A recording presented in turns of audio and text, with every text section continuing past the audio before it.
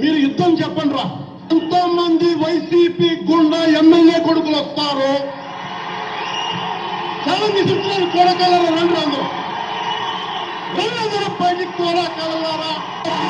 అటు తిప్పి ఇటు తిప్పి తిరిగిపోయేలా తమరా మోసిపోయేలా చెప్పు చెప్పు పెట్టి కొడతాం. కొడకల్లారా కొట్టడానికి తమాషాగా ఉందా? కొడకల్లారా తప్పు తీసుకొని పళ్ళు రాళ్ళ కొడతాను. కొడకల్లారా ఒక్కొక్కడికి చెప్తున్నాను. కింద కూర్చోబెట్టి నార తీస్తా ఒక్కొక్కడి. ఆడ కాదు మగ కాదు, ఒక్కొక్కరిని కూర్చోబెట్టి నారకి నార ఒలిచి చూపిస్తాం. అంటే ఈ రకంగా బరి తెగించి మొన్న తిట్టచ్చు, ఏమైనా అనొచ్చు.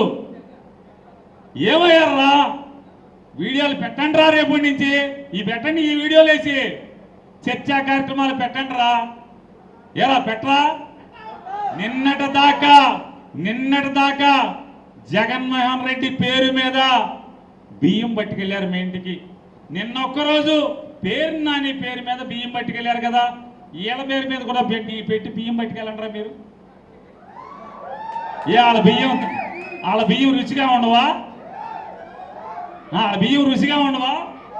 జగన్ బియ్యం నా బియ్యమే మీకు రుచిగా ఉంటాయా మీ ఇంటికి పట్టుకెళ్తే? సిగ్గట్లేదంటారా దేవుళ్ళు మీకు? రే మీకేరా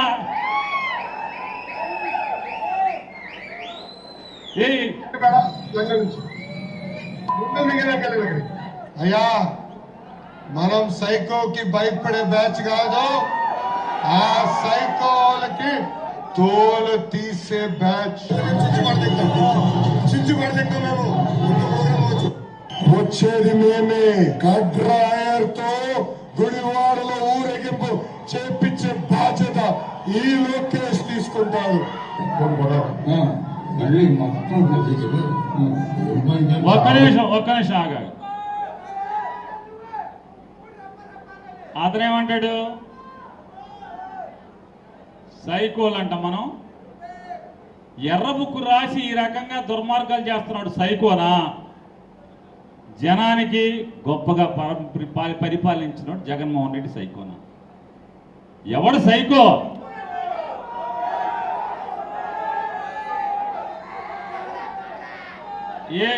ఏమంటాడు? కాదు, గుడ్డలు ఓడదీస్తాడంట. అది కూడా అన్నాడులే, ముందు గుడ్డలోడ తీసి కట్రాయర్ మీద రావాలంటే గుడ్డలోడ తీయాలి కదా.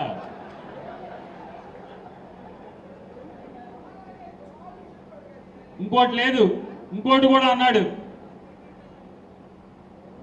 మేము గెలిచిన తర్వాత గన్నవరం వంశీని ఉచ్చపోయిస్తాను అని చెప్పాడు. పోనీ జగన్మోహన్ రెడ్డి గారు దిగిపోయిన కాడి నుంచి ఇప్పుడు అన్నోడు వాళ్ళ నాన్న ఎక్కిన కాడి నుంచి వంశీ పోనీ హైదరాబాద్లో ఉన్నాడు అనుకోండి, 5 నెలలు బెజవాడ జైల్లో ఉన్నాడుగా. రోజు వెళ్ళి పోయించావా జైల్లోకి వెళ్ళి? 5 నెలలు రోజుకి వెళ్ళి జైల్లోకి వెళ్ళి పోయించావా అని అడుగుతున్నా. ఎందుకు పోయించలా? మాట మీద నిలబడవా? బెజవాడ జైలుకి వెళ్ళి పోయించాలి కదా, పోయించవా? ఊరికే మైకుల ముందు పోయిస్తారా? వస్తున్నాడు మరొక 3 నెలలు, గుడివేడలో అడుగు పెడుతున్నాడు ఆరోగ్యం బాగు చేసుకుని. ఎవడొస్తాడో రండిరా కట్రాయిల మీద నడిపిస్తాకి. ఎవడొస్తాడో కట్రాయిల మీద నడిపిస్తాకి. గుండె ఆపరేషన్ చేయించుకున్నాడు, అన్ని సరి చేయించుకున్నాడు, ఆరోగ్యంగా మరొక 3 నెలల్లో వస్తున్నాడు. వచ్చాక ఎవడొస్తాడో రండిరా అండర్వేర్ మీద నడిపించండి, చూస్తాం. కట్రాయిల మీద నడిపించండి మీరు.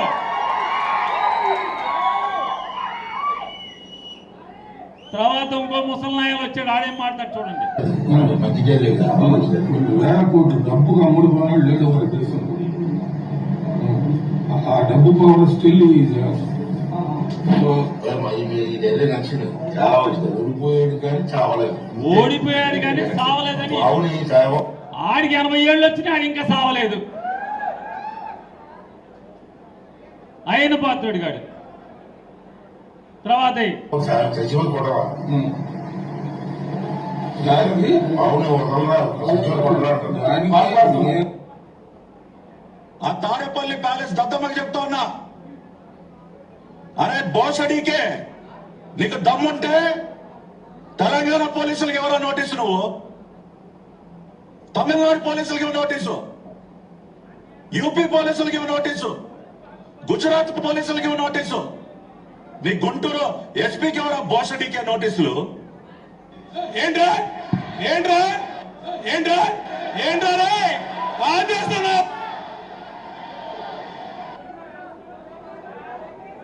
ఏరా ఈ బెటరా డిబేట్లు మీరు పెట్టరా? ఈ డిబేట్లు పెట్టరా అంటున్నా.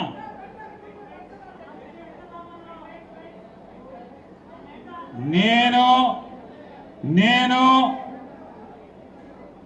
చీకట్లో నరికేయండి అని నేను అనలేదు. అరే నేను అనాలంటే పట్ట పగలే చేసేయమని చెప్తారా? నేను అనలేదురా. అరే నేను అనలేదురా. అనాలంటే అరే పట్ట పగలే చేసేయండి రా అని చెప్తారా? నేను అనలా. అరే అననురా, నా సంస్కారం కాదది.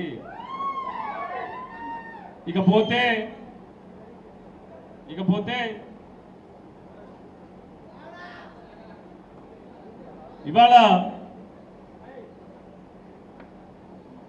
బందర్లో ఒకడు ఉన్నాడు, ఒక మంత్రి. ఆడు పెద్దవాడు వెళ్ళి అతను ప్రెస్ మీట్ పెట్టి ఈవిడ్ని ఇష్టారాజ్యంగా తిడతాడు. ఏ రోజన్నా ఒక్క రోజన్నా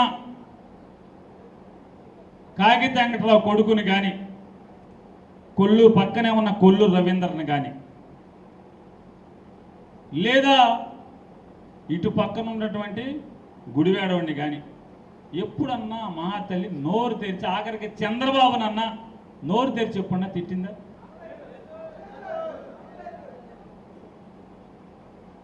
అటువంటి సాధ్వీమణి, అటువంటి విద్యాధికురాలు, ఒక వెనుకబడిన తరగతుల కులంలో పుట్టి ఈ కృష్ణా జిల్లాల పరిషత్కి అధ్యక్షురాలుగా పనిచేస్తున్నటువంటి ఆవిని, ఒక ఉన్నతమైన స్థానంలో ఉన్నటువంటి ఆవిని కించిపరుస్తూ మాట్లాడుతూ దిక్కుమాలిన నీ మంత్రి పదవి కాపాడుకోవడం కోసం నువ్వు ఎన్ని ఇట్లాంటి సాధ్వీమణి లాంటి ఆడబొడుచుల్ని ఎంతమందిని నువ్వు తిట్టినా,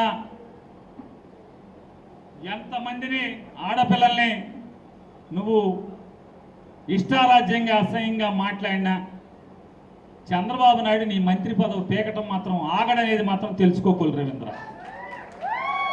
రోజులు లెక్కెట్టుకోమని మొన్నే కదా నీకు చెప్పాడు చంద్రబాబు నాయుడు. మొన్న క్యాబినెట్లో చెప్పాడా లేదా? ఆంధ్రజ్యోతి రాధాకృష్ణ రాశాడా లేదా? లెక్కెట్టుకో.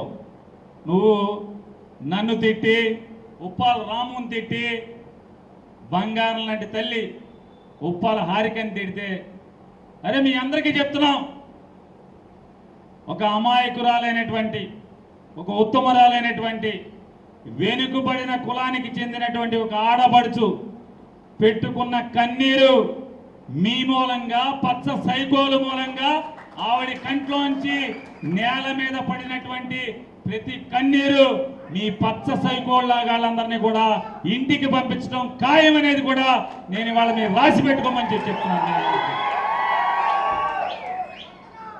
వాళ్ళు ఏం మాట్లాడుతున్నావు? ఈ సొల్లు రవీంద్రనాథుడు ఏం మాట్లాడుతున్నాడు? అన్నం తింటలేదా అని. ఓ రవీంద్ర, మేమందరం ఉప్పాల హారిక, రాము, మేము ఇక్కడ కూర్చున్నటువంటి ప్రతి జగన్ కుటుంబ సభ్యుడు అన్నమే తింటున్నావు రా బాబు, అన్నమే తింటున్నావు. కానీ నీ బతుకు నువ్వు అన్నం తింటల్లా, బ్రాందీ షాపులో పావలా ఓటాలు తింటున్నావు. ప్రతి బెల్ట్ షాప్ లో సీసాకి రూపాయి తింటున్నావు. సీసాకి బెల్ట్ షాప్ లో అమ్మి సీసా మీద బ్యాందీ బుడ్డి మీద రూపాయి తింటున్నావు. ఇదొక్కటే కాదు, బందరు సముద్రం మొత్తంలో ఉన్నటువంటి సముద్రపు మట్టి అంతా తింటున్నావు. లంకపల్లి రేవులో ఉన్న గండ్రెసగంతా తింటున్నావు. నువ్వు అన్నం తింటల్లా. తోట్ల వల్లూరు రేవులో గండ్రెసగంతా తింటున్నావు. నువ్వు అన్నం తింటల్లా. చేపల మార్కెట్లో నీ సొంత అన్న కొడుకుల్ని మోసం చేసి ఆ స్థలం తినేశావు. అన్నం తింటల్లా నువ్వు నీ ఆ స్థలాన్ని, అలాగే ఒక అమాయకుడైనటువంటి